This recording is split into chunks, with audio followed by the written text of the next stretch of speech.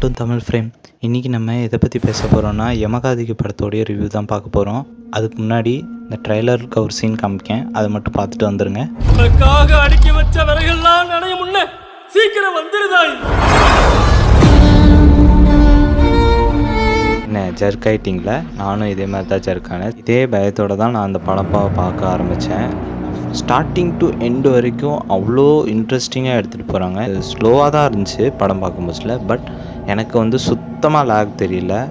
படத்தில் நடித்த ஒவ்வொருத்தவங்களும் அவங்களோட பெஸ்ட்டை கொடுத்துருக்காங்கன்னு தான் சொல்லணும். எல்லாம் நியூ கேரக்டர்ஸ் தான் எக்ஸப்ட் என்பியை தவிர. என்பின்னா யாருன்னு உங்களுக்கே தெரியும். படத்தில் அங்கங்கே ஒரு சில இடத்துலலாம் கூஸ்பம் சீன்ஸாக தான் இருந்துச்சு.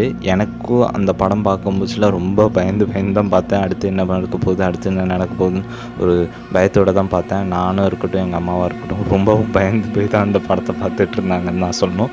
ஒரு கட்டத்தில் நம்மளுக்கே டவுட் வர ஆரம்பிச்சிடும். என்ன ரீசன்காண்டி ஹீரோனி வெளியே வர மாட்டுக்காங்க, என்னவா இருக்குங்கிற நமக்கே ஒரு டவுட்டு கிளியர் ஆகும்.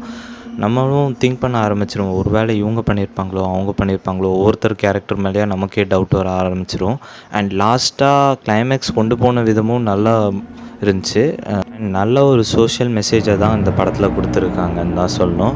நான் இந்த படம் பார்க்கும்போதுல எனக்கு ஒரு சீன் ரொம்ப டிஸ்டர்ப் பண்ணிச்சுன்னு நான் சொல்கிறேன். இந்த சீன் பார்க்கும்போதுல எனக்கு திடீர்னு கமல்ஹாசன் சார் சொன்ன ஒரு டைலாக் தான் ஞாபகம் வந்துச்சு. அது என்னன்னு படத்தை பார்த்து தெரிஞ்சுக்கோங்க. இந்த படம் இவ்வளோ நல்லா வந்திருக்குன்னா அதுக்கு முழுக்க ஹீரோனி தான் காரணம். அந்த அளவுக்கு அவங்களோட ஆக்டிங்காக இருக்கணும். கொஞ்சம் தான் அவங்களுக்கு இன்னும் ஸ்பேஸ் இருந்துச்சு, ஆனால் அந்த படத்தில் அவ்வளோ இன்வால்வ்டாக இந்த படத்தில் ஆக்ட் பண்ணியிருக்காங்க. எனக்கு தெரிஞ்சு இதுதான் அவங்களோட ஃபஸ்ட்டு படம்னு நினைக்கிறேன். அவங்களோட பெஸ்ட்டை அவங்க கொடுத்துருக்காங்க.